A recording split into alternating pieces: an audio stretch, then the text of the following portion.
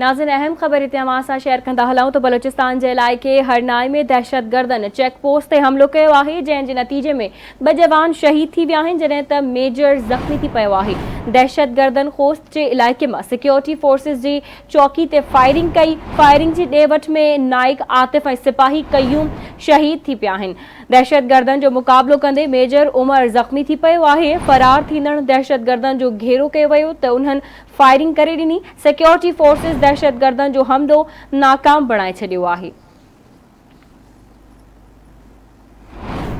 बलोचिस्तान के इलाइक़े हरनाई में दहशतगर्दन चेक पोस्ट ते हमलो कयो, जंहिंजे नतीजे में 2 जवान शहीद थी पिया आहिनि, जॾहिं त सिपाही कयूम शहीद थियो आहे। दहशतगर्दन जो मुक़ाबिलो कंदे मेजर उमर ज़ख़्मी थी पियो आहे।